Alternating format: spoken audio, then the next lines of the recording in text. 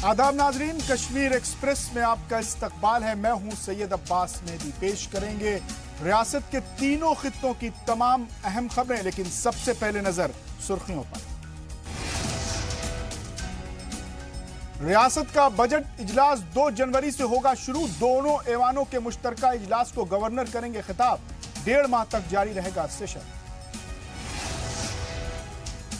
जी सलाम की खबर पर लगी मुहर। वजीर आला के छोटे भाई तसद्दुक को किया जाएगा कानून साज काउंसिल के लिए नामजद। कैबिनेट ने दी मंजूरी।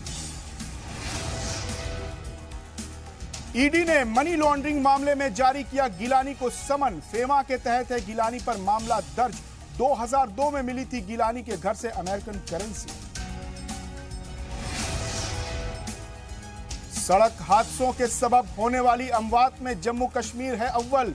नेशनल क्राइम ब्यूरो रिकॉर्ड ने पेश किया आदाद और शुमार। हादसों में 64% अमवात होती है रियासत में। और मोहब्बत पर लगाई स्कूल इंतजामिया ने बंदिश। शादी के दिन टीचर कपल को किया बर्खास्त। स्कूल का दावा रोमांस से पड़ता है गलत असर। और अब देखते हैं खबरें तफसील से। जम्मू कश्मीर का बजट इजलास आइंदा 2 जनवरी से शुरू होने जा रहा है।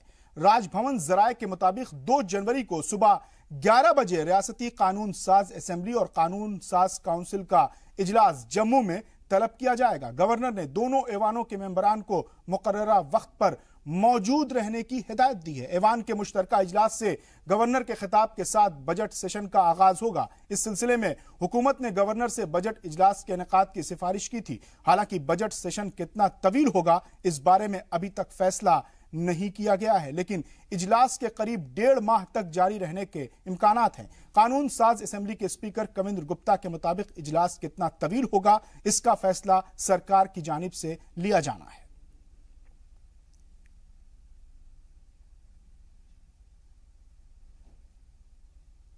और इजलास से कबल काबीना की अहम मीटिंग भी होने वाली है। जराये के मुताबिक यह मीटिंग 21 दिसंबर को होगी। दरबार मूव के बाद यह पहली कैबिनेट मीटिंग होगी। मीटिंग के दौरान कई तजवीज और मंसूबों को मंजूरी दी जाएगी।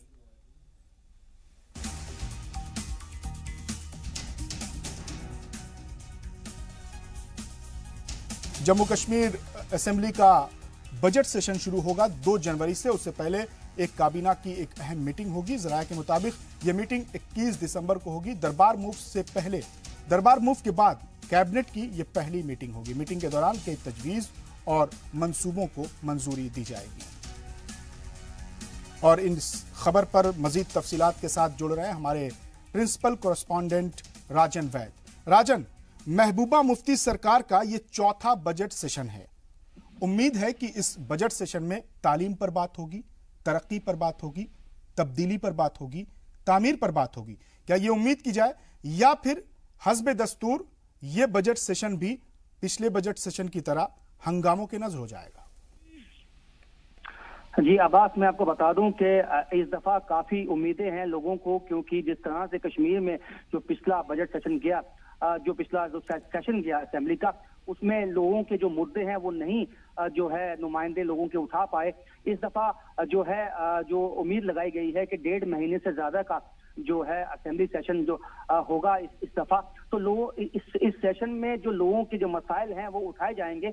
उसके पहले जो है बजट सेशन जो होगा उसमें बजट पेश किया जाएगा, जिसमें ग्रांट्स भी आएंगी अलग अलग डिपार्टमेंट्स की, और जितना जो तरक्याती काम चल रहे हैं उसके लिए कितना फंड चाहिए वो सब बातें सामने आएंगी। और जिस तरह से अब गवर्नर ने ये साफ कर दिया है कि जो 2 तारीख को जो दोनों हाउस हैं, जो अपर हाउस है, लोअर हाउस के जो हैं एमएलए हैं, एमएलसीज हैं, उनको बुलाया गया है और उनको गवर्नर एड्रेस करेंगे, जॉइंटली एड्रेस करेंगे। जिसके बाद दोनों हाउस के जो नुमाइंदे हैं वो जो है अपने अपने बात रखेंगे गवर्नर के सामने। जिससे साफ है कि अब बजट सेशन जो है वो जनवरी में शुरू होगा, और उसमें जो है लोगों के जो मसाइल हैं, जो लोगों की जो लोग जो चाहते हैं सरकार से, जिनके जो काम रुके हुए हैं, वो एक राजन, बजट सेशन से पहले जो कैबिनेट की जो बैठक होने वाली है, उस बैठक में कौन कौन सी तजवीज होंगी, कौन कौन से मंसूबे होंगे जिस पर गौर व खौस किया जाएगा और मंजूरी मिलेगी?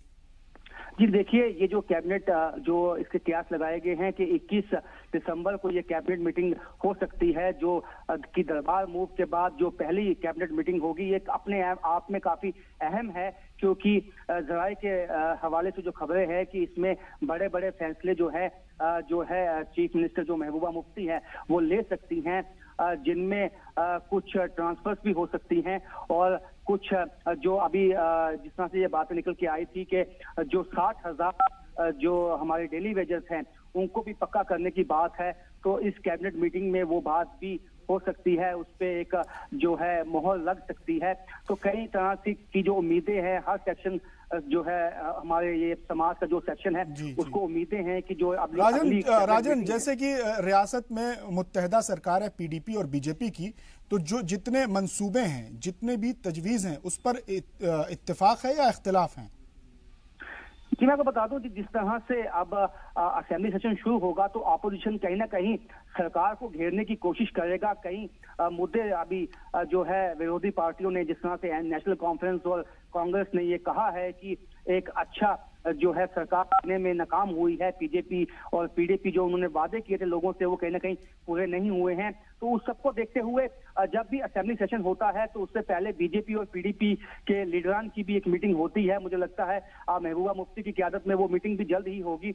इसमें ये कहा जाए, राजन एक आखिरी सवाल इससे जुड़ा हुआ, इससे जो कितने मुद्दते कार हो गए इस बजट सेशन का, कितना तवील होगा, इसको लेकर अभी तक पसो पेश है, तो क्या कोई पुख्ता जानकारी मिल पाई है कि कितना लंबा होगा ये सेशन, बजट सेशन?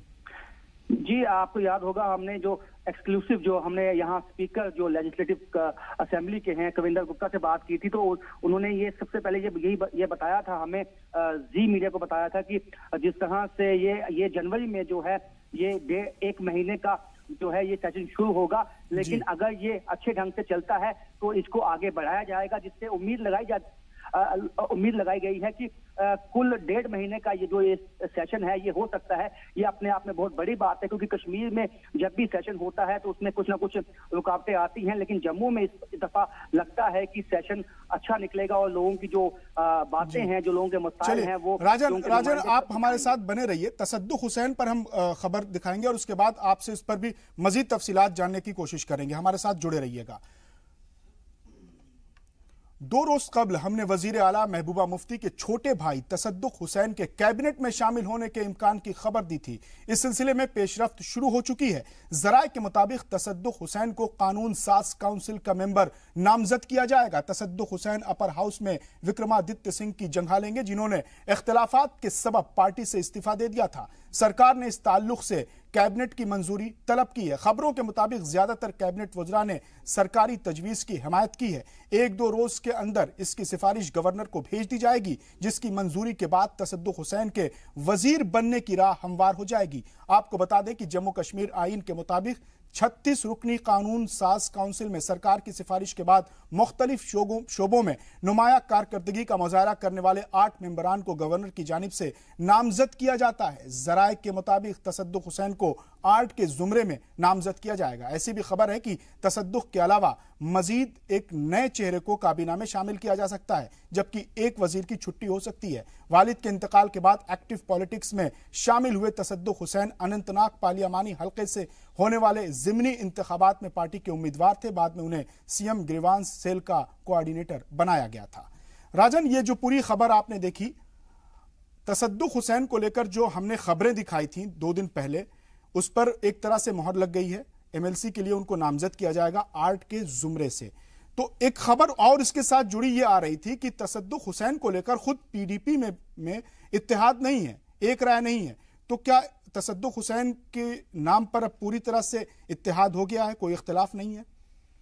जी मैं आपको बता दूं अब्बास, क्या आपको याद होगा कि हमने जिस तरह से जो पीडीपी के जो सीनियर लीडर हैं मुजफ्फर बेग का जो हमने इंटरव्यू दिखाया था, उसमें उन्होंने कहा था कि ऐसी उम्मीद थी कि जो इस दफा जो है उनको भी प्रेसिडेंट बनाया जा सकता है। जिसके बाद जिस तरह से महबूबा मुफ्ती एक दफा फिर से पार्टी की सदर बनी, उसके बाद पार्टी के अंदर इस तरह की आवाजें उठी कि जो परिवारवाद है, डायनेस्टी रूल है, ये एक दफा फिर से पीडीपी के अंदर आया है। क्योंकि पार्टी का तो एक तबका ऐसा भी है जो ये उम्मीद लगा के बैठा था कि शायद जो है मुजफ्फर बेग भी सदर बन सकते हैं। इसी तरह ये काफी देर से जो कोशिश थी महबूबा मुफ्ती की कि जिस तरह से वो इस तरह से राजनीति में है, एक्टिव राजनीति में है, उसके बाद कौन देखेगा। तो तसद्दुक मुफ्ती का जो नाम था वो पहले भी उन्होंने कोशिश की कि तो तसद्दुक हुसैन के नाम पर पुख्ता मोहर लग चुकी है और एमएलसी बनना इस बात का इशारा है कि उन्हें काबीना में शामिल किया जाएगा।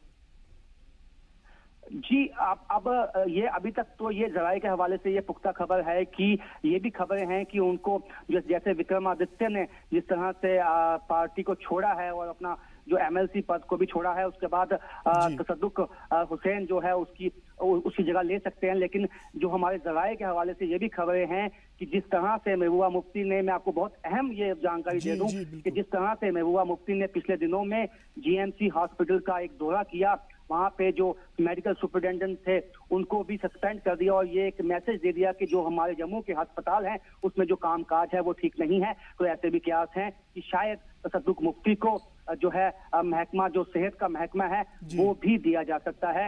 ये भी जानकारी निकल के आई है। जी आबाद जी राजन, तसद्दुक के साथ एक खबर और आ रही कि एक और वजीर को शामिल किया जाएगा। वो कौन वजीर होगा, किसके नाम को लेकर खबरें उछल रही हैं? और दूसरा ये कि एक वजीर की छुट्टी की जाएगी, तो जिसकी छुट्टी की जाएगी वो कौन से वजीर है, किसके नाम की चर्चा हो रही है और वो किस कोटे से होगा? जो जिसकी छुट्टी होगी और जो नया होगा बीजेपी के कोटे से होगा या पीडीपी के कोटे से? और खुद तसद्दुक तो जाहिर तौर पर पीडीपी के कोटे से होंगे। जी आबाद, मैं आपको बता दूं कि इससे पहले भी जो जराये के हवाले से जो जी मीडिया ने भी काफी बार दिखाया है और ये बताया है कि जो महबूबा मुफ्ती हैं वो जो हेल्थ मिनिस्ट्री को लेके खुश नहीं है। इसको लेके भी उन्होंने काफी बार जो है मरकजी हुकूमत से भी बात की है, वो मिली हैं। वहां दिल्ली में जाके भी उन्होंने कहा है कि लोग खुश नहीं हैं जम्मू कश्मीर में जिस तरह से अस्पताल में जो कामकाज किया गया है। तो उसको लेके साफ है कहीं ना कहीं बीजेपी के कोटे से एक सीट चुराने की कोशिश हो सकती है पीडीपी की। लेकिन अब बीजेपी से क्या रुख अपनाएगी ये देखने वाली बात होगी, क्योंकि इस तरह से दोनों में एक तरह की साझेदारी है कि कुछ सीटें, कुछ जो मिनिस्ट्रीज हैं वो बीजेपी के पास हैं, कुछ पीडीपी के पास हैं। अब बीजेपी अपने से कोई मिनिस्ट्री इनको दे पाती है या मरकजी हुकूमत से कोई ऐसा उनको ऐसे ऑर्डर आता है कि आप एक मिनिस्ट्री दे दी जाए, क्योंकि कुछ भी इसमें हम मुमकिन हो सकता है। चलिए, बहुत बहुत शुक्रिया राजन हमसे बात करने के लिए और ये तमाम जानकारी देने के लिए। और रुख करते हैं अगली खबर का। मुश्तरका मज़ाहमती क़यादत ने 15 दिसंबर को अनंतनाग चलो की कॉल दी है। हालांकि अभी तक इंतजामिया ने इस मार्च की इजाजत नहीं दी है। क़यादत का कहना है कि मार्च पुरअमन होगा, लेकिन माजी के वाकयात के पेश नजर इंतजामिया कोई रिस्क नहीं लेना चाहेगा। इलाके में इंटरनेट सर्विस मुअत्तल कर दी गई है। इसके अलावा JKLF को प्रेस कॉन्फ्रेंस की भी इजाजत नहीं दी गई। मज़ाहमती लीडरान का एक मार्च होगा। जी हां, इसको लेकर इंतजामिया ने अभी तक हालांकि इजाजत नहीं दी है। 15 दिसंबर यानी कल मज़ाहमती लीडरान मार्च निकालेंगे और मज़ाहमती लीडरान का ये दावा है कि ये जो मार्च होगा ये पुरअमन होगा, लेकिन माजी के जो वाकयात हैं उसको देखते हुए इंतजामिया ने अभी कोई इसकी इजाजत नहीं दी है।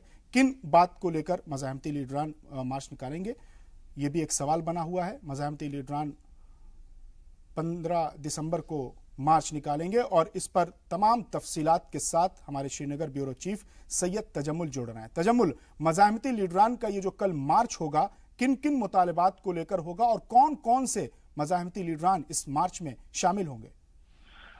अब्बास, जम्मू कश्मीर में अलादगी पसंद लीडरान ने NIA terror funding operation all out के बाद एक प्रोग्राम दिया था जिसमें उन्होंने कल अनंतनाग में सैयद अली शाह गिलानी, मीरवाइज मौलवी मोहम्मद उमर फारूक, मोहम्मद यासिन मलिक समेत कई मज़ाहमती लीडरान जो हैं जल्द से खिताब करने वाले थे और जिसमें वो मौजूदा सूरत हाल पे बातचीत करते, जिसमें इंसानी हकूक की खिलाफ वर्जी, सियासी कैदियों की रिहाई और भी कुछ असास मामला हैं जो जम्मू कश्मीर में चलते सैयद अली शाह गिलानी अवाम के लिए एक सैयद अली शाह गिलानी और बाकी लीडरान जो हैं जल्द से आम से खिताब करने वाले थे। लेकिन इसके साथ साथ अलादगी पसंद लीडरान के इस प्रोग्राम को अब से कुछ देर पहले अलहदगी पसंद लीडरान का भी प्रेस नोट आया है जिसमें उन्होंने सरकार की तरफ से इस जलसे आम पर कदगन लगाने की जबरदस्त अल्फाज में मजम्मत की है। रियासत जम्मू कश्मीर में अब की बार हुकूमत या इंतजामिया ने फौरी तौर पर न सिर्फ शोपियान अनंतनाग में इंटरनेट सर्विस को 2G तक महदूद किया, उसके बाद 12 बजे रात के बाद कल 12 बजे तक इंटरनेट सर्विस की खदमात से महरूम रखे जाएंगे इलाके, बल्कि शहरी श्रीनगर और बाकी इलाकों में भी कल मुकम्मल तौर पर पाबंदियां आयद रहेंगी और 144 जो है वो उसका निफाज अमल में लाया जा रहा है। तो क्या ये साफ हो गया है कि ये जो मार्च निकलेगा इस पर इंतजामिया इजाजत नहीं देगा? बिल्कुल अब्बास, ये क्लियर हो गया और इसका बाज़ाब्ता तौर पर पुलिस ने ऐलान भी किया कि न सिर्फ शहरी श्रीनगर, शोपियान, पुलवामा, अनंतनाग और मुतअद्दिद इलाकों में पाबंदियां आयद रहेंगी और हुर्रियत कॉन्फ्रेंस या मज़ामती लीडरान के इस जलसे को किसी भी कीमत पर मुनक़िद होने की इजाजत नहीं दी जा रही है। वाज़ेह रहे कि आज से तकरीबन 15 दिन कबल सईद अली शाह गिलानी और बाकी लीडरान ने एक प्रेस रिलीज जारी किया था जिसमें उन्होंने कहा था कि वो कल अनंतनाग में एक अवामी जलसे से खिताब करेंगे और मौजूदा सियासी सूरत हाल पर भी बातचीत करेंगे, लेकिन आखिरी लम्हात में जब कुछ ही घंटे बाकी रह गए थे, जब सियासी लीडरान या हुर्रियत कॉन्फ्रेंस के कई लीडरान, अब्बास मैं आपको बताऊं कि जनरल सेक्रेटरी तहरीक हुर्रियत मोहम्मद अशरफ सहराई, मोहम्मद अशरफ लाया समेत कई लीडरान को नजरबंद किया गया, कई लीडरान को नजदीकी पुलिस स्टेशनों में गिरफ्तार किया गया, जिसका साफ तौर पर इशारा है कि इस जलसे को रियासती हुकूमत या इंतजामी की तरफ से इजाजत नहीं मिली। हाँ तजम्मुल, जाहिर सी बात है, एक आखिरी सवाल है कि ये देखने में आया कि जो मज़ाहमती लीडरान है, अलहदगी पसंद जो क़यादत है, वो हमेशा जुलूस निकालती है, मार्च निकालती है, लेकिन मसले का हल नहीं होता। आम लोगों के दुख और दर्द और जख्म को भरने के लिए कोई नहीं आता, सिर्फ एहतजाज के लिए, धरनों के लिए। इसका नतीजा क्या निकलता है? आप चूंकि वहां पर ग्राउंड पे रहते हैं तो आप इसको ज्यादा बेहतर तरीके से बता पाएंगे। देखिए अब्बास, ये जो सियासत है हुर्रियत लीडरान की, ये मुख्तलिफ है और जो अवामी मसाइल है उसके लिए मेन स्ट्रीम लीडरशिप है और हुर्रियत कॉन्फ्रेंस ने सिरे से नकारते हुए कहा कि उन्हें इंतखाबी प्रोसेस में कोई दिलचस्पी नहीं है। 87 की इंतखाबी धांधलियों के बाद उन्होंने कहा कि वो इस बारे में फिलहाल सोच भी नहीं सकते हैं, लेकिन हुर्रियत का साफ तौर पर मौक़िफ़ है कि डायलॉग प्रोसेस मीनिंगफुल होना चाहिए और न सिर्फ विद इन स्टेट बल्कि विद इन कंट्री, बल्कि हमसाय मुल्क पाकिस्तान के साथ भी मुज़ाकरात शुरू किया जाए, लेकिन माने खेज मुज़ाकरात हों। इसी के साथ साथ जम्मू कश्मीर में आपको याद होगा कि अब शोपियान में operation all out south Kashmir में और बाकी इलाकों में चलाए जा रहे हैं और बहुत सारा ठीक ठाक ग्राउंड पे नहीं है। लेकिन तजम्मुल, आखिरी सवाल एक और आपकी बात से पैदा हो रहा है कि उनका जो डेमोक्रेसी में बिल्कुल भी दिलचस्पी नहीं है, तो मज़ाहमती लीडरान की तमाम मुखालफत के बावजूद लोग शामिल होते हैं, अवाम शामिल होते हैं, वोटिंग का परसेंटेज बढ़ता है, तो फिर ये एहतजाज किस लिए करते हैं, मार्च किसके लिए निकालते हैं, जबकि अवाम तो जमहूरी निज़ाम में दिलचस्पी रखते हैं, यकीन रखते हैं? बिल्कुल, देखिए जमात इस्लामी समेत कई लीडरान, कल का ही स्टेटमेंट आया कि जमात इस्लामी के जम्मू कश्मीर के जो चीफ हैं, अमीर जमात हैं, उन्होंने ताज़ा बयान जारी किया। उन्होंने कहा कि जब तक माहौल बेहतर नहीं होगा तब तक इंतखाबात में हिस्सा नहीं लिया जा सकता। यानी एक हल्का सा इशारा है कि अगर सब कुछ ठीक ठाक रहता है जम्मू कश्मीर में इंतखाबी धांधलियों के बाद जो हालात है ग्राउंड पे, भले ही हम कुछ भी कहें लेकिन सब कुछ ठीक ठाक नहीं है, जहां पर हालात इंसानी हकूक की खिलाफत। चलिए, बहुत बहुत शुक्रिया तजम्मुल हमसे बात करने के लिए और हमसे जुड़ने के लिए। मसला यह नहीं कि मसले को हल कौन करे, मसला यह है कि इसकी पहल कौन करे। चलिए रुख करते हैं अगली खबर का। मनी लॉन्ड्रिंग केस की तहकीकात कर रहे इन्फोर्समेंट डायरेक्टरेट यानी ईडी ने सीनियर हुर्रियत लीडर सैयद अली शाह गिलानी को समन जारी किया है। गिलानी के खिलाफ फॉरेन एक्सचेंज मैनेजमेंट एक्ट यानी फेमा की कई दफात के तहत मामला दर्ज है। ये मामला 2002 का है, जब हैदरपोरा वाक़े उनकी रहायशगाह से छापे के दौरान इनकम टैक्स को 10,000 अमेरिकी डॉलर की करेंसी मिली थी। ईडी ने गिलानी से आइंदा पीर को हाजिर होने को कहा है। हार्डलाइनर माने जाने वाले गिलानी के करीबी जराए ने भी इस खबर की तस्दीक की है। उनका कहना है कि 18 दिसंबर को गिलानी को दिल्ली वाक़े ईडी हेडक्वार्टर में तलब किया गया है। माना जा रहा है कि मामले की तह तक पहुंचने के लिए ईडी ने तहकीकात का दायरा बढ़ाने का फैसला किया है। वाज़ेह हो कि मनी लॉन्ड्रिंग और हवाला मामले में ईडी और एनआईए ने शब्बीर शाह, अल्ताफ शाह, अयाज अकबर, शाहिद इस्लाम और जहूर वटाली समेत 10 लोगों को हिरासत में ले रखा है। इन अफराद पर पाकिस्तान और दीगर ममालिक से गैर कानूनी तरीके से रकूमात की लेने के इल्जामात हैं।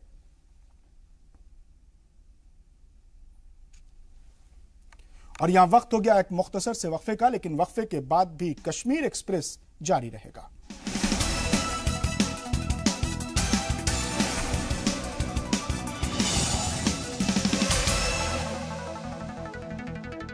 वक्फे के बाद एक बार फिर आपका इस्तकबाल है कश्मीर एक्सप्रेस में। जम्मू कश्मीर हाई कोर्ट ने हुकूमत को हिदायत दी है कि वो उन कोचिंग सेंटर्स पर पाबंदी आयद करे जो ज़ाब्तों और कानून की पासदारी नहीं कर रहे हैं। मफाद आम्मा की एक अपील पर समाअत के दौरान जस्टिस याकूब मीर और अली मोहम्मद की डिविजनल बेंच ने जम्मू और श्रीनगर डिविजनल कमिश्नर को 2 रुकनी कमेटी तश्कील करने का हुक्म दिया है। यह कमेटी स्कूलों में मौजूदा सहूलियात और तलबा से ली जाने वाली फीस का जायजा लेगी। कमेटी को अपनी रिपोर्ट 27 दिसंबर को होने वाली समाअत के दौरान पेश करना होगा। कोर्ट ने कमिश्नर को उन मराकिज को सील करने का हुक्म दिया जो ज़ाब्तों की पाबंदी नहीं कर रहे हैं। इसके अलावा अदालत ने मुतल्लका डायरेक्टरेट स्कूल एजुकेशन से 4 दिनों के अंदर तमाम निजी कोचिंग सेंटर की फेहरिस्त जमा करने को कहा है। आपको बता दें कि इससे कबल 12 दिसंबर 2014 को हाई कोर्ट ने अपने एक ऑर्डर में तमाम गैर रजिस्टर्ड कोचिंग सेंटर को बंद करने का हुक्म दिया था। एक तरफ कोर्ट का ऑर्डर और दूसरी तरफ प्राइवेट कोचिंग सेंटर में ट्यूशन पढ़ाने को लेकर काफी कंफ्यूजन फैला हुआ है। दरअसल यह कंफ्यूजन खुद वजीर तालीम के बयान के बाद सामने आया। खबर पर आगे बात करें इससे पहले आपको सुनाते हैं कि गुज़िश्ता 4 दिसंबर को जी सलाम से खास मुलाकात के दौरान उन्होंने क्या कहा था। अल्ताफ साहब, छुट्टियां पड़ गई, आपकी बार बड़े अहकाम सादर थे कि कोई भी गवर्नमेंट टीचर जो है प्राइवेट प्रैक्टिस जिस तरह डॉक्टर करने जाते हैं कोचिंग सेंटर्स का रुख न करेंगे, तो क्या इस राय पे कायम है सरकार की? मुझे नहीं लगता है। मैं ये कन्फ्यूजन दूर करना चाहता हूँ।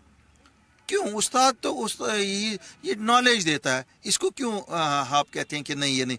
हाँ, जब ये सरकारी ड्यूटी कर रहा है उस वक्त नहीं करे, बाकी तो नॉलेज मैं थोड़ा ही बंद करूँगा कि ये पढ़ा रहे हैं। ये इल्म ही 4 बजे के बाद भी पढ़ाएगा ही ना, तो ही शुड डू इट। इसमें कोई बैन नहीं है, खाली हमें बता के करे। गवर्नमेंट अगर सरकारी टीचर है, सरकारी लेक्चरर है, सरकारी प्रोफेसर है, ही शुड सीक परमिशन कि मैं करने जा रहा हूँ।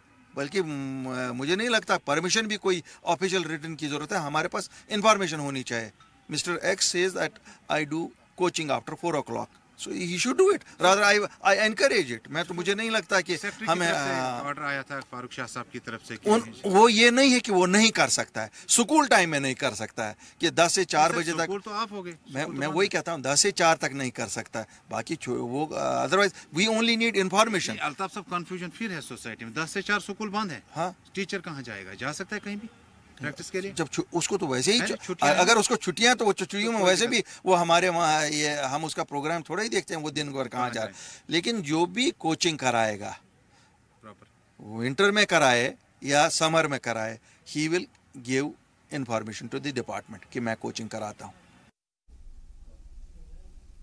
अल्ताफ साहब के इसी बयान को कोचिंग सेंटर में पढ़ाने की मंजूरी के तौर पर लिया गया। हालांकि उन्होंने वाज़े तौर पर कहा था कि महकमे को इसकी पेशगी इत्तला और उससे मंजूरी लेना जरूरी होगा। फिर भी छुट्टियों के अय्याम और स्कूल के बाद के औकात में कोचिंग सेंटर में पढ़ाने को लेकर उनकी हिदायत मुबहम थी।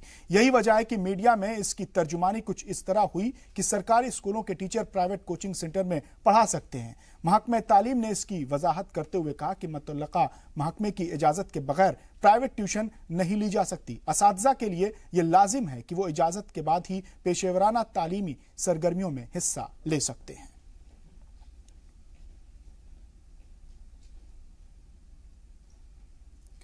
बर्फबारी और बारिश के बाद अब कोहरे ने सर्दी का एहसास बढ़ा दिया है, जिसकी वजह से लोगों को कई परेशानियों का सामना करना पड़ रहा है। वाज़ेह हो कि 4 महीने के खुश्क मौसम के बाद रियासत में बर्फबारी और बारिश से जहां मौसम ने करवट ली और ठंड का एहसास करवाया, वहीं कई तरह की बीमारियों से भी लोगों को निजात मिली है। मैदानी इलाकों में कोहरे ने ठंड को 2 गुना कर दिया है, वहीं से दर्जे हरारत में भी गिरावट दर्ज की गई है। कोहरे के चलते लोगों को देखने में और गाड़ी चलाने वालों को गाड़ी चलाने में काफी दिक्कतों का सामना करना पड़ रहा है। शहर के साथ साथ जम्मू के आसपास के इलाकों और सरहदी इलाकों में भी कोहरे ने इलाकों को खुद में लपेट लिया है, जिसकी वजह से लोगों को आने जाने में भी दिक्कत महसूस हो रही है। महकमा मौसमियात ने रियासत में अगले 24 घंटों में अमूमन बर्फबारी होने और वहीं पहाड़ी और बालाई इलाकों में भारी बर्फबारी होने के इम्कानात जाहिर किए हैं।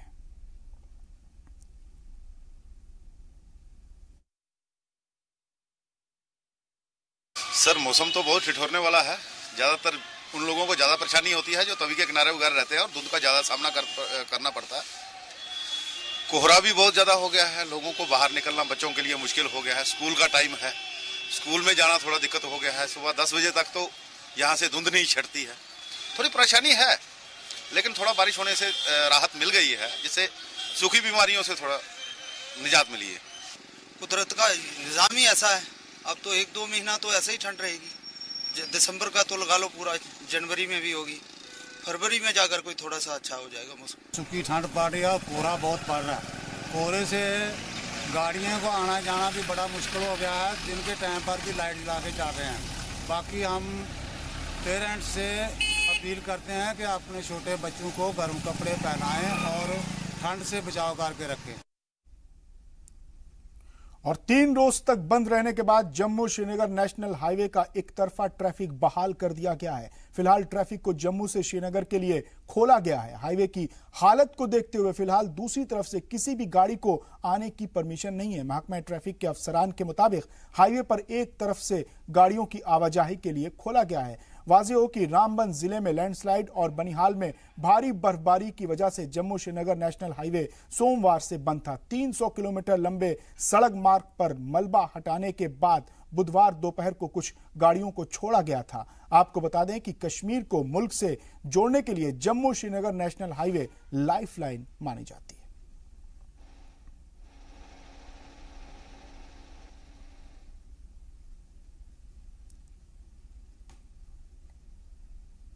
और जम्मू के पीर पंजाल में लगातार बर्फबारी के चलते तारीखी मुगल रोड आज चौथे दिन भी बंद रहा। महकमा पीडब्ल्यूडी के इंजीनियर विंग के जरिए बर्फबारी को हटाने का काम जोरों शोर से चलाया जा रहा है। पीडब्ल्यूडी के मैकेनिकल महकमे के अफसरान के मुताबिक अभी तक 10 किलोमीटर तक की बर्फ हटा दी गई है और आगे बर्फ ज्यादा होने की वजह से रोड अभी भी बंद है। वहीं दोनों तरफ से ट्रैफिक रुका हुआ है। आपको बता दें कि मुगल रोड बंद होने से पुंछ राजौरी भी कश्मीर से कटा हुआ है। लोगों को इससे परेशानी का सामना करना पड़ रहा है क्योंकि सैकड़ों गाड़ियां इस मार्ग पर फंसी हुई हैं। मुगल रोड, ये यहाँ पे टूरिस्ट आते हैं। अभी स्नो हुआ है काफ़ी अच्छा, तो नज़ारे यहाँ पे गेस्ट आते हैं। अभी यह है कि रोड बंद है, बर्फ़ पड़ी है, रोड बंद है। अभी हम गवर्नमेंट से रिक्वेस्ट करना चाहते हैं कि ये रोड क्लियर करें ताकि यहाँ पे फिर से टूरिज्म आए, लोग आएँ। और उधर जिला कठुआ के बनी तहसील के 3 लोगों को पुलिस और आर्मी के ज्वाइंट ऑपरेशन से रेस्क्यू करके बचा लिया गया। इस रेस्क्यू में गांव वालों ने भी मदद की। वाज़ेह हो कि तीनों लोग चिनाब वादी के भद्रवा से वापस अपने घर आ रहे थे। उसी दौरान छत्तरगुला में भारी बर्फबारी के चलते तीनों लोग गायब हो गए। गायब हुए तीनों लोगों का पता लगाने के लिए आर्मी और पुलिस ने सर्च ऑपरेशन चलाया। आपको बता दें कि तीनों ने अपने फोन से घर वालों को फोन किया और उनसे गाड़ी भेजने को कहा और बताया कि वो बर्फबारी में फंस गए हैं। ये उनके घर वालों को उनकी आखिरी कॉल थी। आखिरकार पुलिस और आर्मी के रेस्क्यू के बाद तीनों लोगों को गुज्जर ढोक के पाकी मंदिर के पास से बचा लिया गया। और दंगल फेम जायरा वसीम के साथ छेड़छाड़ मामले में नया मोड़ सामने आया है। मामले के मुलजिम विकास सचदेवा की डिडोशी कोर्ट मलाड ने 22 दिसंबर तक जुडिशियल कस्टडी बढ़ा दी। आपको बता दें कि 2 रोजा पुलिस कस्टडी के खत्म होने के बाद मुलजिम को अदालत में पेश किया गया था। पुलिस ने कस्टडी का मुतालबा किया था क्योंकि पुलिस ने मुसाफिरों और मुतासिरा का बयान दर्ज किया है। मुलजिम सचदेवा के वकील हरविंदर सिंह आनंद ने पुलिस कस्टडी की मुखालफत करते हुए कहा कि उन्होंने तहकीकात में पुलिस से सहयोग किया और पुलिस के पास कोई सबूत नहीं है। वाज़ेह हो कि मुलजिम विकास सचदेवा की बीवी का दावा है कि उनके शौहर का पैर गलती से जायरा से छू गया था, जिस पर उन्होंने फौरन जायरा से माफी मांगी थी, जिस पर उन्होंने इट्स ओके कहा था, लेकिन अब उन्हें पब्लिसिटी के लिए फंसाया जा रहा है। वहीं दूसरी तरफ सचदेवा के साथ सफर कर रहे साथी मुसाफिरों ने भी विकास सचदेवा को बेकसूर बताया है। उन्होंने जायरा के साथ कोई बदसलूकी नहीं की।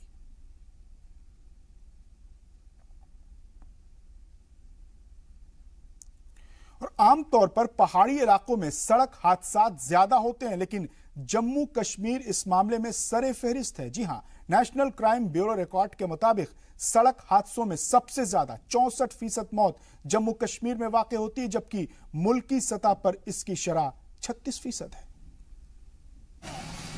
गुज़िश्ता 2 हफ्तों के दौरान रियासत के मुख्तलिफ हिस्सों से सड़क हादसात की खबरें आई। इनमें 10 से ज्यादा लोगों की मौत हुई, जबकि कई शदीद तौर पर जख्मी हुए। अभी 4 रोज कबल ही उधमपुर जिले में बारात से लौट रही एक बस हादसे का शिकार हो गई, जिसमें 6 लोग हलाक हुए। इसी दिसंबर की शुरुआत में बनिहाल में सड़क हादसे में आर्मी के 4 जवान हलाक हुए। हॉस्पिटल में एडमिट ये सारे लोग सड़क हादसों के ही शिकार हैं। हादसों के लिए जगह की कोई कैद नहीं होती, ये कहीं भी हो सकते हैं, लेकिन ज्यादातर हादसे बालाई इलाकों में ही होते हैं। हादसों का शिकार सबसे ज्यादा प्राइवेट बसें और सुमो गाड़ियां होती हैं, जिनमें अक्सर कैपेसिटी से ज्यादा लोग सवार होते हैं। खराब सड़कों पर बसों और दूसरी गाड़ियों का चलाना हादसात को दावत देने जैसा ही है, लेकिन लोगों की मजबूरी है कि वो इन बसों में सफर करते हैं। कि लोगों के पास कोई और सोर्स तो होगा नहीं कि वो वहाँ से लेके या फिर दूसरी एक जगह से दूसरी जगह तक वो जा सके, तो वो क्या करेंगे, ओवरलोडिंग करेंगे, मतलब धक्का मुक्की करेंगे, बीच में गाड़ी में बैठेंगे या फिर वो पीछे जो बारियों में लटकेंगे या फिर छत के ऊपर बैठेंगे। तो उससे क्या होगा कि वहाँ पे जो बैलेंस जो है वो बिगड़ जाएगा, ड्राइवर का जो बैलेंस होगा वो बिगड़ जाएगा और वहाँ की रोड की हालत ही खराब है। ऑटोमेटिकली जो है वो गाड़ी जो है वो खाई में गिर जाएगी या फिर सिंपली वहाँ पे एक्सीडेंट हो जाएगा। होम मिनिस्ट्री के आदाद और शुमार के मुताबिक 2004 से लेकर अब तक रियासत में 46% लोग सड़क हादसों में हलाक हो चुके हैं। ये तादाद इंसर्जेंसी में मरने वालों की तादाद से ज्यादा है। गुज़िश्ता 3 दहाई के दौरान सड़क हादसों का शिकार होने वाले शहरियों की तादाद इंसर्जेंसी से मरने वालों की तादाद से दोगुनी है। ये हादसे सिर्फ खराब सड़क और ओवरलोडिंग की वजह से नहीं होते, एक्सीडेंट की दूसरी वजूहात भी हैं। इस तरह के हादसे अक्सर ड्राइवर की लापरवाही के सबब होते हैं। शराब पीकर ड्राइविंग करने का मामला बारहा सुनाई देता है। लोग नशा करके भी गाड़ी चलाते हैं, ड्रिंक करके चलाते हैं, तो इससे उनको अवॉइड करना चाहिए, क्योंकि एक ड्राइवर के पीछे जो है काफ़ी सारी ज़िंदगी जो है बर्बाद हो जाती है। जैसे एक बस है तो बस में तकरीबन 50 से ऊपर ही सवारियां होती हैं, तो ड्राइवर को भी ये चाहिए कि उसको ये मतलब विदाउट ड्रिंक जो है ड्राइव करना चाहिए, जिससे कि एक्सीडेंट में रोकथाम हो सके। इन तमाम चीजों के बावजूद सरकार अपनी जिम्मेदारियों से रूगर्दानी नहीं कर सकती। सड़कों और बसों की हालत को सुधारना हुकूमत का ही काम है। दूर दराज के इलाकों के लिए बसों की फराहमी भी उसे ही करना है। सरकारी बसों के न होने के सबब ही लोग प्राइवेट गाड़ियों का इस्तेमाल करते हैं। मुसाफिर को अपनी मंजिल पर पहुंचने की जल्दी होती है, जबकि ड्राइवर को अपनी और मालिक की जेब भरने की। इस चक्कर में दोनों ही अपनी जान को जोखिम में डाल रहे हैं। राजन वैद, जी सलाम, जम्मू। और हुकूमत भी इस आदाद शुमार को तस्लीम करती है, लेकिन इसका सद्देबाब कैसा किया जाए ये उसे पता नहीं। इस मुद्दे पर हमारे नुमाइंदे राजन वैद ने बात की रियासती वजीर ट्रांसपोर्ट सुनील शर्मा से। जम्मू कश्मीर में लगातार सड़क दुर्घटनाओं के जो संख्या है उसमें काफ़ी इजाफा देखने को मिला है। आए दिन सड़क दुर्घटनाएं जो हैं वो पेश आती हैं। उस पर बात करने के लिए ट्रांसपोर्ट मिनिस्टर हैं सुनील शर्मा। सर, लगातार देखा गया है खासकर जम्मू कश्मीर में बहुत सारे लोग जान गंवा देते हैं जो दुर्घटनाएं होती हैं, तो क्या कहेंगे? बेसिकली सर देखिए, ये जम्मू कश्मीर में नहीं, ये पूरा वर्ल्ड वाइड एक बहुत बड़ी प्रॉब्लम हो चुकी है। अगर हम अपने देश की बात करें तो प्रति 3 मिनट, हर 3 मिनट में एक मौत जम्मू कश्मीर ये प्रदेश में, हमारे भारतवर्ष में हो रही है। और ये आंकड़ा मुझे लगता है हर प्रदेश में भी यही है। और हर मिनट के बाद एक व्यक्ति यहाँ पे इंजर्ड होता है। उसका कारण एक नहीं है, उसके कई कारण हैं। एक कारण सबसे बड़ा कि जो पॉपुलेशन, जो तादाद, जो संख्या गाड़ियों की बहुत तेज़ी से बढ़ रही है, और विशेषकर जो मेयर्स जो प्रिकॉशंस ड्यूरिंग वाइल ड्राइविंग करने चाहिए थे वो हम नहीं करते हैं, जिस कारण यहाँ पे काफ़ी ज़्यादा मुझे लगता है कि हादसे हो रहे हैं। हम सर, लेकिन ऐसा देखने को मिला है दूर दराज के इलाकों में कोई चेकिंग नहीं है। पुरानी गाड़ियाँ जो हैं वो चल रही हैं, उस पर कोई चेक नहीं है। बिल्कुल, मैं आपकी बात से लगभग 10% सहमत हूँ। आप मुझे बताइए कोई भी ऐसी गाड़ी जो पुरानी गाड़ी अभी तक एक्सीडेंट हुई हो? नहीं, कतई भी नहीं। 25 साल से ऊपर गाड़ी हम जम्मू कश्मीर में चलने नहीं देते हैं। वैसे भी सुप्रीम कोर्ट का जो वर्डिक्ट है, 15 साल से ऊपर जो भी गाड़ी आएगी उसको साल में 2 बार पासिंग करनी होती है। और जितने भी एक्सीडेंट होते हैं सर, आपको इस बात को मानना होगा, जितनी भी रिपोर्ट्स आई हैं, नेग्लिजेंस ऑफ ड्राइविंग।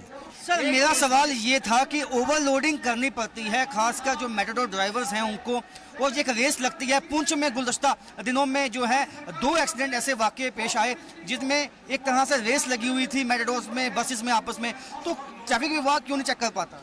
मैं बिल्कुल, अब आप सही बात पे पहुंचे। ओवरलोडिंग के कारण मुझे एक एक्सीडेंट बताइए, कहीं नहीं होता है। ओनली एंड ओनली जो फैक्टर मेन कारण जो है वो नेग्लिजेंस है। जैसे आप रेस की बात कर रहे हैं, जो ये ड्राइविंग के कारण, जो नेग्लिजेंस के कारण, कहीं शराब पीना, कहीं रेस करना, कहीं पास करना गाड़ी को, लेकिन जो प्राइवेट गाड़ियां जो अपने प्रिकॉशंस को अडॉप्ट नहीं करती है, उन कारण से सड़क हादसे होते हैं। सर, आपको लगता है स्ट्रिंजेंट एक्शन लेना चाहिए जो नेग्लिजेंस दिखाता है और कानून सख्त होना चाहिए? सर, मैंने लगभग जम्मू कश्मीर में बहुत जल्दी हम एक कानून को लाने जा रहे हैं। हमने 100 नंबर की लाइसेंस रखी है। एक वायलेशन आप करेंगे, आपके 20 नंबर कटेंगे। 5 बार अगर वायलेट करते हैं, चाहे हेलमेट आपका नहीं होगा, चाहे आपने रेड लाइट को क्रॉस किया, इस प्रकार के हर वायलेशन से 20-20 नंबर कटेंगे और 5 बार वायलेशन के बाद हम लाइसेंस को ही रद्द करेंगे। ये जो बहुत स्ट्रिक्ट एक्शन हम करने जा रहे हैं आने वाले दिनों। ये थे सुनील शर्मा, ट्रांसपोर्ट मिनिस्टर, जिनका ये कहना है कि जम्मू कश्मीर में जो हादसे होते हैं, सड़क दुर्घटनाएं होती हैं, वो ड्राइवर की लापरवाही से होती हैं और सरकार इसका संज्ञान लेगी और सख्त कानून बनाएगी ताकि जो गैर रवैये से गाड़ी चलाते हैं उनके खिलाफ सख्त कार्रवाई हो सके। कैमरामैन आशु के साथ राजन वैद, जी मीडिया जम्मू। तो ये थे आपके रियासत के वजीर ट्रांसपोर्ट जो अपनी कमियों को नहीं देख रहे थे, जो मरने वाले पर इल्जाम ठहरा रहे थे, जिन्होंने एक मर्तबा भी मरने वालों पर दुख का इजहार नहीं किया। उन्होंने दूसरी रियासतों में मरने वालों के आदादो शुमार दिखा दिए, बता दिए। ये सियासत है, ये वजीरों का अपना अपना अंदाज है और भारत की सियासत का अलमिया है। रुख करते हैं अगली खबर का। अनंतनाग के वोफजान बिजबहारा इलाके में एक 407 माजदा गाड़ी के पलटने से एक शख्स की मौत हो गई तो 13 लोग जख्मी हो गए। जख्मियों को जिला अस्पताल अनंतनाग में एडमिट कराया गया, जिनमें से एक की हालत नाजुक होने पर उसे श्रीनगर रेफर किया गया। वारदात की वजह ड्राइवर का गाड़ी से काबू खोना माना जा रहा है। हादसे में मरने वाले की पहचान गाड़ी के कंडक्टर के तौर पर हुई है।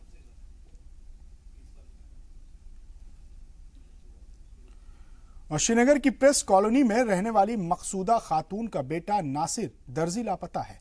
उसका पता न लग पाने के चलते मां और बहन का रो रो कर बुरा हाल है। वो नासिर से घर वापस आने की गुहार लगा रही हैं। अंदेशा जताया जा रहा है कि नासिर ने मिलिटेंसी ग्रुप ज्वाइन कर लिया। हालांकि पुलिस ने अभी तक इस मामले में कोई तस्दीक नहीं की है। नासिर दर्जी के घर वालों का ताल्लुक बारामूला से है। उसके वालिद का इंतकाल हो चुका है। घर में मां और बहन है जो नासिर की याद में आंसू बहा रही हैं और उससे वापस आने की गुजारिश कर रही हैं, अपील कर रही हैं।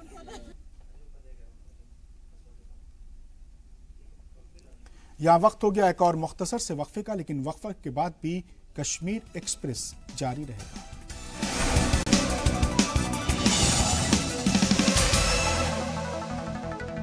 वक्फे के बाद एक बार फिर आपका इस्तकबाल है कश्मीर एक्सप्रेस में।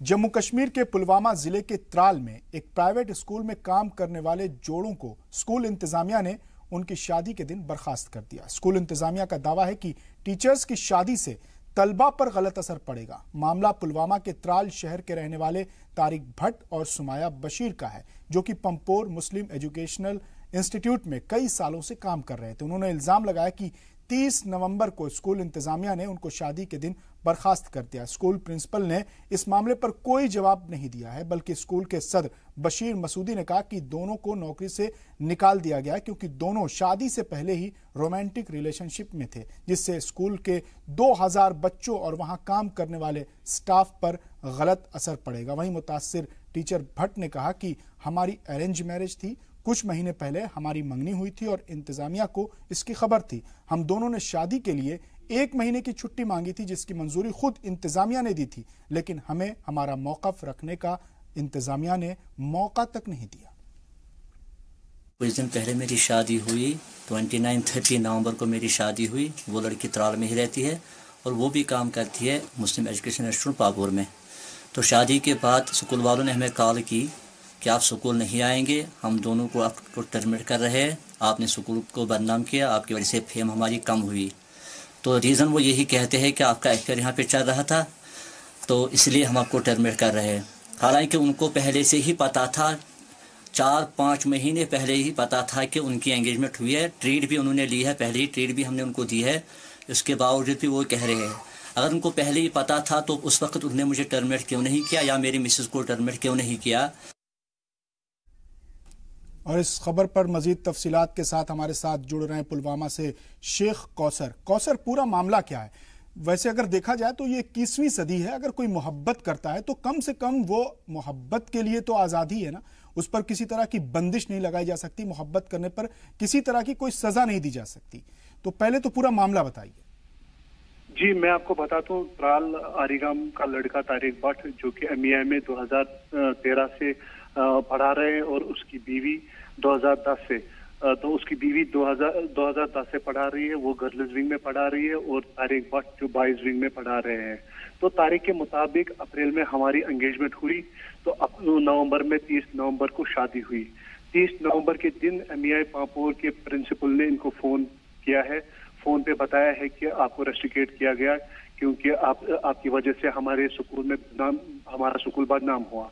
तो तारिक भट्ट बहुत ही परेशान हो गए शादी के दिन, क्योंकि तारिक भट्ट सिर्फ कमाने वाला घर में था, उसके माँ बाप सिर्फ एक औलाद है जो कमाने वाला है। तो तारिक भट्ट 2 दिन के बाद सेक्रेटरी MEI पापोर बशीर अहमद मासूदी के पास गए। शेख कौसर, आपने स्कूल इंतजामिया से बात की? आपने तो मौका बताया टीचर का, आपने स्कूल इंतजामिया से बात की? जी, मैंने MEI सेक्रेटरी बशीर अहमद मासूदी के साथ फोन पे बात करने की कोशिश की, लेकिन उनका फोन कॉन्स्टेंटली स्विच ऑफ आ रहा था। जो ही मैंने प्रिंसिपल MEI के साथ बात करने की कोशिश की तो उनका फोन भी कॉन्स्टेंटली स्विच ऑफ आ रहा था। ठीक है जी, ठीक है। इस पर हमारे साथ जुड़े हुए खुद तारिक भट्ट साहब। तारिक, आप पर इल्जाम यह है कि आप रिलेशनशिप में थे पहले से और स्कूल में रोमांटिक रोमांस करते थे जिसकी सजा दी गई है, कहां तक ये सही है स्कूल का इल्जाम? सर एक्चुअली मैं 2013 से वहाँ पे काम करता हूँ सर जी। तो मेरी एंगेजमेंट जो हुई है वो तकरीबन हुई है लास्ट वीक ऑफ मार्च जी। तो सर मतलब उस वक्त सबों को ये पता है, और जो मेरी मिसेस है वो भी मतलब यहाँ पे ही रहती है, मेरी लोकेलिटी में रहते हैं वो भी, मतलब हम पहले से ही उनको जानते हैं। मेरे घर वालों ने वहाँ पे मेरी शादी तय की है। तो ये सब कुछ जो भी वहाँ पे कोई भी फैकल्टी मेंबर है स्कूल में, चाहे प्रिंसिपल है या बाकी जो कोलीग्स मेरे वहाँ पे थे, सबों को पता था ये सर। तो तब तक जब तक हमारी शादी हुई तब तक उन्होंने मुझे कुछ भी नहीं बोला उस बारे में। लेकिन जिस दिन मेरी शादी थी 30 नवंबर को सर, उस दिन वो मुझे प्रिंसिपल सर फोन कर रहे हैं और मेरी मिसेस को भी कॉल की है कि आप अब स्कूल नहीं आएंगे, आपकी वजह से हमारा स्कूल बदनाम हुआ है। हाँ तारिक, जाहिर सी बात है कि आपने पहले से ही बता रखा था कि आपकी मंगनी हुई है, बाकायदा अरेंज मैरिज है।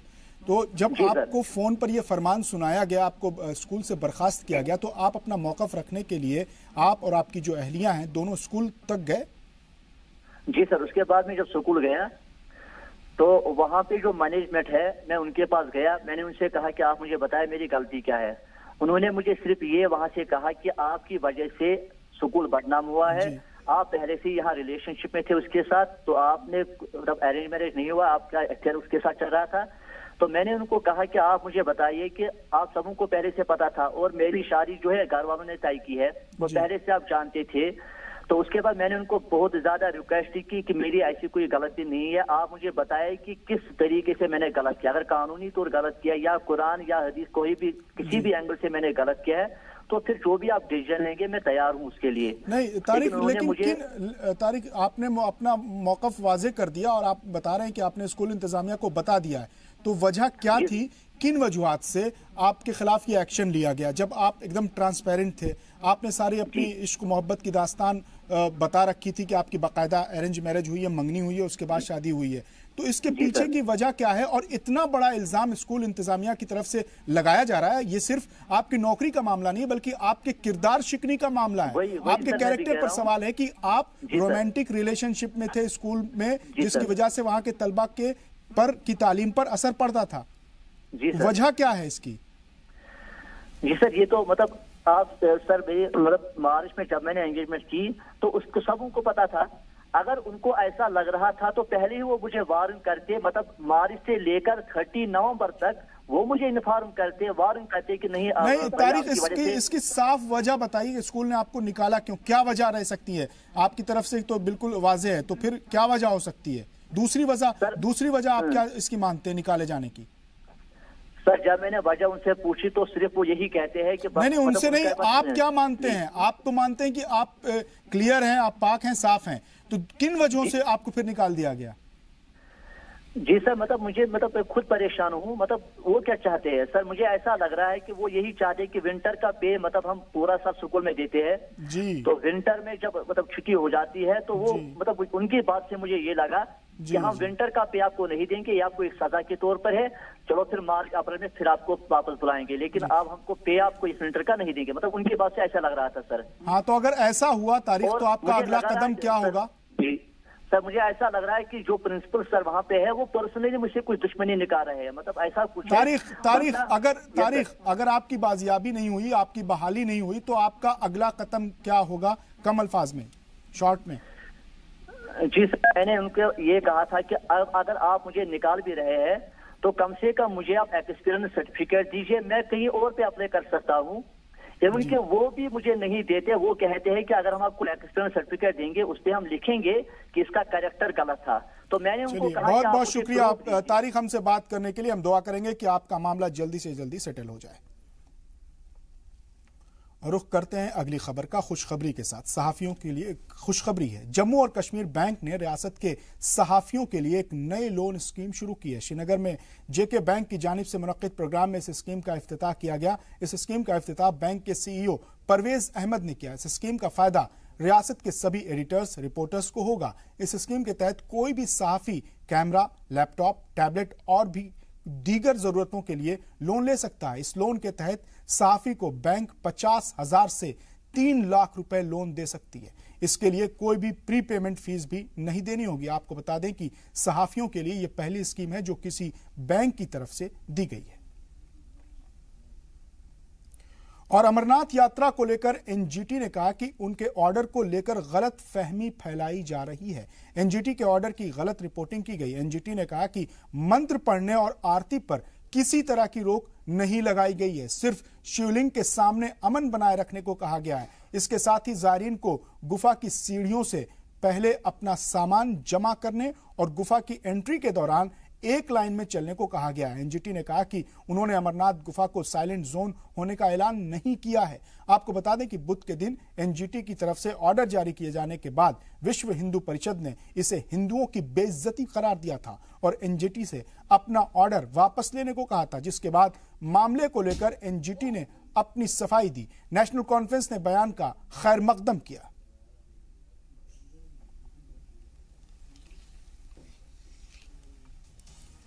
तो कश्मीर एक्सप्रेस में आज के लिए बस इतना ही। मुझे दीजिए इजाजत। आप देखते रहिए जी सलाम।